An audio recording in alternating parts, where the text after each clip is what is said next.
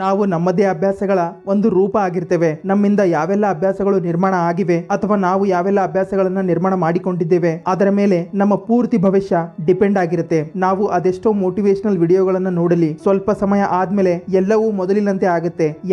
ಯಾಕಂದ್ರೆ ನಾವು ನಮ್ಮ ದಿನನಿತ್ಯದ ಅಭ್ಯಾಸಗಳಲ್ಲಿ ಮುಳುಗಿ ಹೋಗಿದ್ದೇವೆ. ಮತ್ತೆ ನಮ್ಮ ಅಭ್ಯಾಸಗಳು ನಮ್ಮನ್ನ ಈ ತರ ಹಿಡಿದುಕೊಂಡಿದೆ ಅಂದ್ರೆ ನಾವು ಎಷ್ಟೇ ಪ್ರಯತ್ನ ಪಟ್ಟರೂ ಅದರಿಂದ ಆಚೆ ಬರ್ತಾ ಇಲ್ಲ. ನಾ ಕೇವಲ ನಿಮ್ಮ ಬಗ್ಗೆ ಮಾತಾಡ್ತಾ ಇಲ್ಲ, ಬದಲಾಗಿ ಪ್ರತಿಯೊಬ್ಬ ವ್ಯಕ್ತಿಗೆ ತನ್ನಲ್ಲಿ ಇರುವ ಒಂದು ಅಭ್ಯಾಸವನ್ನು ಬಿಡೋದು ಮತ್ತೆ ಒಂದು ಒಳ್ಳೆಯ ಅಭ್ಯಾಸವನ್ನು ರೂಢಿ ಮಾಡಿಕೊಳ್ಳುವುದು ತುಂಬಾ ಕಷ್ಟ ಆಗಿರುತ್ತೆ. ಹಾಗಿದ್ರೆ ಇದಕ್ಕೆ ಏನ್ ಸಮಸ್ಯೆ ಆಗುತ್ತೆ ಅನ್ನೋದನ್ನ ಸ್ಟೀಫನ್ ಆರ್ ಕೋವಿ ಅವರು ಬರೆದ the 7 habits of highly effective people ಪುಸ್ತಕದಿಂದ ತಿಳಿಯೋಣ.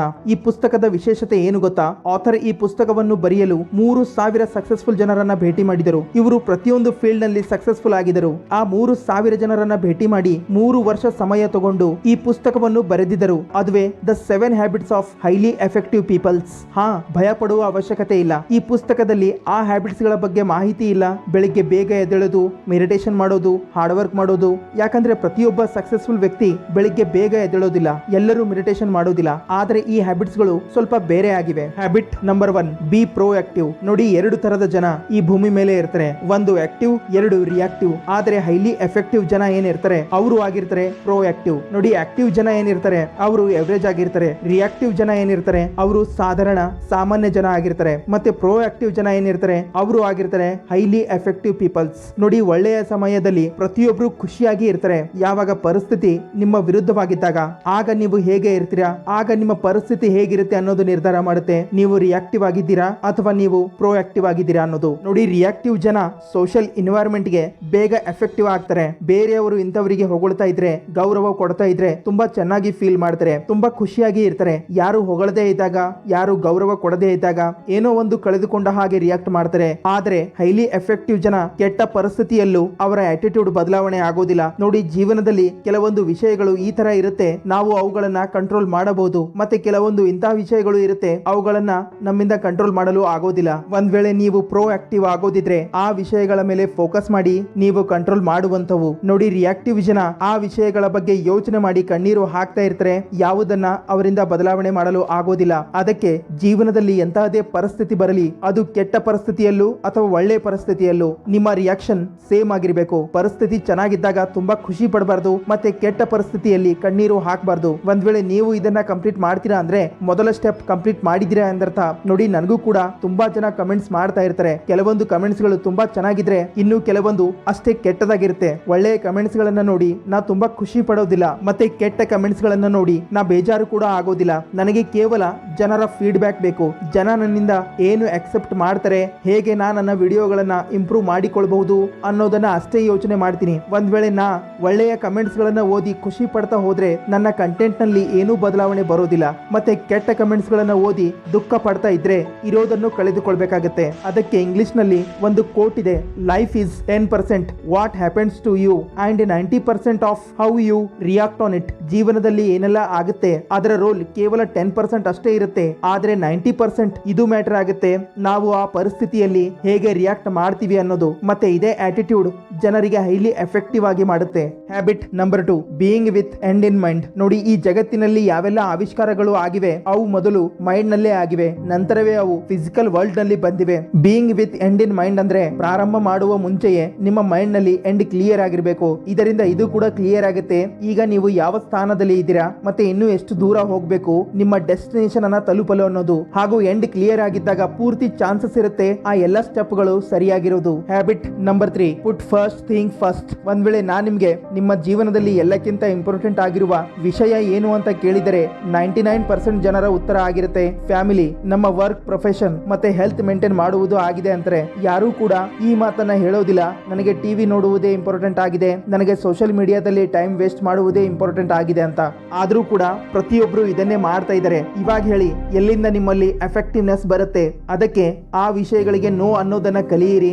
ಯಾವ ನಿಮ್ಮ ಕೆಲಸಕ್ಕೆ ಬಾರದೇ ಇರುವ ಹ್ಯಾಬಿಟ್ಸ್ ಗಳಾಗಿವೆ, ಇಲ್ಲ ನಿಮ್ಮನ್ನ ನಿಮ್ಮ ಗುರಿಯಿಂದ ಹಿಂದೆ ತಳ್ತಾ ಇವೆ, ನಿಮ್ಮ ಗುರಿಯಿಂದ ನಿಮಗೆ ವಿಚಲಿತಗೊಳಿಸ್ತಾ ಇವೆ. ಯಾವ ಕೆಲಸ ಮಾಡುವುದರಿಂದ ನಿಮ್ಮಲ್ಲಿ ಬದಲಾವಣೆ ಬರುತ್ತೆ ಅದನ್ನ ಮಾಡಿ. ಯಾವ ಕೆಲಸ ಮಾಡಿ ನಿಜವಾಗ್ಲೂ ನಿಮಗೆ ಖುಷಿ ಸಿಗುತ್ತೆ ಆ ಕೆಲಸಗಳನ್ನ ಮಾಡಿ. Put first think first. Habit number 4, think win win. ನೀನು ಗೆಲ್ಲು ನಾನು ಗೆಲ್ತೀನಿ ಅನ್ನೋ ಯೋಚನೆ ನಿಮ್ಮಲ್ಲಿ ಇರಬೇಕು. ಒಂದ್ ವೇಳೆ ನೀವು ಒಬ್ಬ ಹೈಲಿ ಎಫೆಕ್ಟಿವ್ ವ್ಯಕ್ತಿ ಆಗ್ಬೇಕು ಅಂದ್ರೆ 1+1 is equal to 2, 1 minus 1 is equal to 0, 1 minus 0 is equal to 1.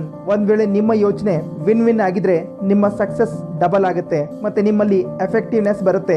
ಆದರೆ ನೀವು ಕೇವಲ ನಾನೇ ಗೆಲ್ಬೇಕು, ಎದುರಿನ ವ್ಯಕ್ತಿ ಸೋಲ್ಬೇಕು ಅಂತ ಯೋಚನೆ ಮಾಡ್ತೀರಾ ಅಂದ್ರೆ ಇಂತಹ ಪರಿಸ್ಥಿತಿಯಲ್ಲಿ ನಿಮ್ಮ ಎಫೆಕ್ಟಿವ್ನೆಸ್ ನ ಲೆವೆಲ್ ಪೂರ್ತಿ 0 ಆಗಿರುತ್ತೆ. ಅದೇ ನೀವು ಮೂರನೇ ಕಂಡೀಷನ್ ನಲ್ಲಿ ನಾ ಅಂತೂ ಗೆಲ್ಬೇಕು, ಎದುರಿನ ವ್ಯಕ್ತಿ ಗೆಲ್ಲಲಿ ಅಥವಾ ಗೆಲ್ಲದೇ ಇರಲಿ, ಇದರಿಂದ ನನಗೇನು ಸಂಬಂಧ ಅಂತ ಯೋಚನೆ ಮಾಡಿದ್ದಾಗ ನೀವು ಎಲ್ಲಿ ಇದ್ದೀರಾ ಅಲ್ಲೇ ಇರ್ತೀರಾ. ಅದಕ್ಕೆ ನಿಮ್ಮಲ್ಲಿ ಎಫೆಕ್ಟಿವ್ನೆಸ್ ತರೋದಿದ್ರೆ ಥಿಂಕ್ ವಿನ್ ವಿನ್ ನ ಯೋಚನೆ ನಿಮ್ಮಲ್ಲಿ ಇರಬೇಕು. Habit number 5, seek first to understand then to be understood. ಎದುರಿನ ವ್ಯಕ್ತಿ ನನಗೆ ಅರ್ಥ ಮಾಡಿಕೊಳ್ಳೋದಕ್ಕಿಂತ ಮುಂಚೆ ನಾನೇ ಎದುರಿನ ವ್ಯಕ್ತಿಗೆ ಅರ್ಥ ಮಾಡಿಕೊಳ್ಬೇಕು. ಆಗ ನಾ ಇದನ್ನ ಅಕ್ಸೆಪ್ಟ್ ಮಾಡಬಹುದು, ಎದುರಿನ ವ್ಯಕ್ತಿ ಕೂಡ ನನಗೆ ಅರ್ಥ ಮಾಡಿಕೊಳ್ತಾನೆ ಅಂತ.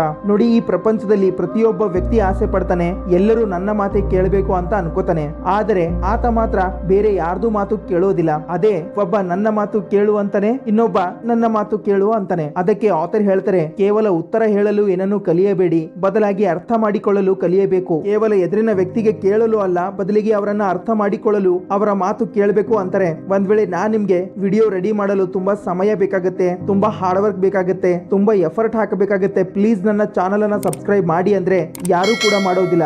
ಯಾಕಂದ್ರೆ ಜನರಿಗೆ ಇದು ಮ್ಯಾಟರ್ ಆಗೋದಿಲ್ಲ ನೀವು ಎಷ್ಟು ಹಾರ್ಡ್ ವರ್ಕ್ ಮಾಡ್ತಾ ಇದ್ದೀರಾ, ನೀವು ಎಷ್ಟು ಎಫರ್ಟ್ ಹಾಕ್ತಾ ಇದ್ದೀರಾ ಅನ್ನೋದು. ಯಾಕಂದ್ರೆ ಎಲ್ಲಿವರೆಗೆ ನೀವು ಬೇರೆಯವರ ಜೀವನದಲ್ಲಿ ವ್ಯಾಲ್ಯೂ ಆಡ್ ಮಾಡೋದಿಲ್ಲ. ಅದಕ್ಕೆ ಮೊದಲು ನಾ ಇದನ್ನ ಅರ್ಥ ಮಾಡಿಕೊಳ್ಬೇಕು, ಜನರಿಗೆ ನನ್ನಿಂದ ಏನು ಬೇಕು ಅನ್ನೋದು ಅದನ್ನ ಮೊದಲು ನಾ ಜನರಿಗೆ ಕೊಡಬೇಕು. ಆಮೇಲೆ ನಾ ಇದನ್ನ ಅಕ್ಸೆಪ್ಟ್ ಮಾಡಬಹುದು, ನಾ ಬೇಡಿದ್ದು ಜನ ಕೊಡ್ತಾರೆ ಅನ್ನೋದು. ಅದಕ್ಕೆ ಮೊದಲು ಬೇರೆಯವರಿಗೆ ಅರ್ಥ ಮಾಡಿಕೊಳ್ಳುವ ಪ್ರಯತ್ನ ಮಾಡಬೇಕು, ನಂತರ ಇದನ್ನ ಅಕ್ಸೆಪ್ಟ್ ಮಾಡಬೇಕು, ಎದುರಿನ ವ್ಯಕ್ತಿ ಕೂಡ ನನಗೆ ಅರ್ಥ ಮಾಡಿಕೊಳ್ತಾನೆ ಅನ್ನೋದು. ಒಂದ್ ವೇಳೆ ನೀವು ಇದನ್ನ ಕಂಪ್ಲೀಟ್ ಮಾಡಿದ್ರೆ ಹೈಲಿ ಎಫೆಕ್ಟಿವ್ ಆಗುವ 5ನೇ ಹೆಜ್ಜೆ ಕಂಪ್ಲೀಟ್ ಮಾಡಿದಿರಾ ಎಂದರ್ಥ. Habit number 6, ಸೆನರ್ಜಿ. ನಾವು ಎನರ್ಜಿ ಬಗ್ಗೆ ಅಂತೂ ಕೇಳೇ ಇರ್ತೇವೆ, ಆದರೆ ಈ ಸೆನರ್ಜಿ ಏನು? ಹಾಗಿದ್ರೆ ಇದನ್ನ ಒಂದು ಎಕ್ಸಾಂಪಲ್ ಮೂಲಕ ತಿಳಿಯೋಣ. 2 ಜನ ಬೇರೆ ಬೇರೆ ಯುವಕರು ಒಂದೇ ಮಾವಿನ ಮರದಿಂದ ಮಾವಿನ ಹಣ್ಣುಗಳನ್ನ ಕಡಿಯಲು ಪ್ರಯತ್ನ ಪಡ್ತಾ ಇದ್ರು. ಆದರೆ ಅವರಿಗೆ ಕಡಿಯಲು ಆಗ್ತಾ ಇರಲಿಲ್ಲ, ಯಾಕಂದ್ರೆ ಮಾವಿನ ಹಣ್ಣು ಸ್ವಲ್ಪ ಮೇಲೆ ಇದ್ವು. ಯಾವಾಗ ಒಬ್ಬ ಯುವಕ ಇನ್ನೊಬ್ಬ ಯುವಕನಿಗೆ ತನ್ನ ಹೆಗಲ ಮೇಲೆ ಕೂರಿಸಿಕೊಂಡ, ಆಗ ಅವರು ಆರಾಮಾಗಿ ಹಣ್ಣುಗಳನ್ನ ಕಡಿತಾ ಇದ್ರು. ಅದೇ ತರ ಯಾವಾಗ ನಾವು ಬೇರೆಯವರ ಜೊತೆಗೆ ಸೆನರ್ಜೈಸ್ ಮಾಡುತ್ತೇವೆ, ಆಗ ನಾವು ನಮ್ಮ ಕೆಪಬಿಲಿಟಿ ಮತ್ತೆ ಸಕ್ಸಸ್ಗೆ ಮಲ್ಟಿಪ್ಲೈ ಮಾಡುತ್ತಿದ್ದೇವೆ ಎಂದರ್ಥ. ಅದಕ್ಕೆ ಒಂದು ಮಾತಿದೆ, team work divides the task and multiplies the success. ಅಂದ್ರೆ ಯಾವತ್ತು ಈ ಯೋಚನೆಯಲ್ಲಿ ಇರಬೇಡಿ, ಎಲ್ಲವೂ ನಾನೇ ಮಾಡಬಹುದು, ಎಲ್ಲವೂ ನಾನೇ ಮಾಡ್ತೀನಿ, ನಾನೇ ಟ್ರೈ ಮಾಡ್ತೀನಿ ಅಂತ ಅನ್ಕೋಬೇಡಿ. ಟೀಮ್ ವರ್ಕ್ ಮಾಡಿ, ಬೇರೆಯವರ ಜೊತೆಗೆ ಹೊಂದಿಕೊಂಡು ಕೆಲಸ ಮಾಡಿ, ಬೇರೆಯವರಿಗೂ ತಮ್ಮ ಜೊತೆಗೆ ತಗೊಂಡು ನಡೆಯುವುದನ್ನ ಕಲಿಯಿರಿ. ಹ್ಯಾಬಿಟ್ ನಂಬರ್ 7, ಶಾರ್ಪನ್ ಯುವರ್ ಸಾ.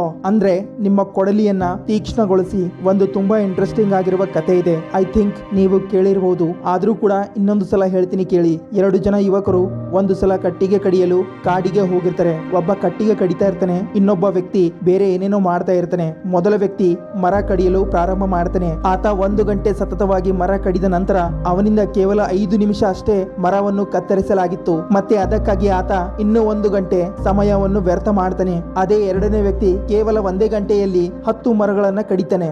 ಆಗ ಮೊದಲ ವ್ಯಕ್ತಿ 2ನೇ ವ್ಯಕ್ತಿಗೆ ಕೇಳ್ತಾನೆ, ನೀನು ಇದೆಲ್ಲ ಹೇಗೆ ಮಾಡ್ದೆ? ಕೇವಲ 1 ಗಂಟೆಯಲ್ಲಿ 10 ಮರಗಳನ್ನ ಹೇಗೆ ಕತ್ತರಿಸಿದೆ ಅಂತ ಕೇಳ್ತಾನೆ. ಆಗ ಆ 2ನೇ ವ್ಯಕ್ತಿ ಹೇಳ್ತಾನೆ, ನಾ 1 ಗಂಟೆ ಕೇವಲ ಕೊಡಲಿಯನ್ನ ತೀಕ್ಷ್ಣಗೊಳಿಸ್ತಾ ಇದ್ದೆ ಅಂತಾನೆ. ಕೊಡಲಿಯನ್ನ ತೀಕ್ಷ್ಣಗೊಳಿಸೋದು ಅಂದ್ರೆ ಇಲ್ಲಿ ತಮ್ಮ ಮೇಲೆ ತಾವು ಕೆಲಸ ಮಾಡುವುದು, ತಮ್ಮ ಫಿಸಿಕಲ್ ಹೆಲ್ತ್ ಮೇಲೆ ಕೆಲಸ ಮಾಡುವುದು, ತಮ್ಮ ಮೆಂಟಲ್ ಹೆಲ್ತ್ ಮೇಲೆ ಕೆಲಸ ಮಾಡುವುದು, ತಮ್ಮ ಇಮೋಷನಲ್ ಹೆಲ್ತ್ ಮೇಲೆ ಕೆಲಸ ಮಾಡುವುದು, ತಮ್ಮ ದೇಹದ ಮೇಲೆ ಕೆಲಸ ಮಾಡುವುದು, ತಮ್ಮ ಮೈಂಡ್ ಮೇಲೆ ಕೆಲಸ ಮಾಡುವುದು. ಈಗ ತುಂಬಾ ಜನ ಯೋಚನೆ ಮಾಡ್ತಾ ಇರ್ತಾರೆ, ಇದಕ್ಕೆಲ್ಲ ತುಂಬಾ ಸಮಯ ವ್ಯರ್ಥ ಆಗುತ್ತೆ. ಯಾರು ಬೆಳಗ್ಗೆ ಎದ್ದು ಜಿಮ್ ಹೋಗಿ ಎಕ್ಸರ್ಸೈಸ್ ಮಾಡಬೇಕು, ಯಾರು ಪುಸ್ತಕಗಳನ್ನ ಓದ್ಬೇಕು, ಯಾರು ಸೆಲ್ಫ್ ಹೆಲ್ಪ್ ವಿಡಿಯೋಗಳನ್ನ ನೋಡ್ಬೇಕು.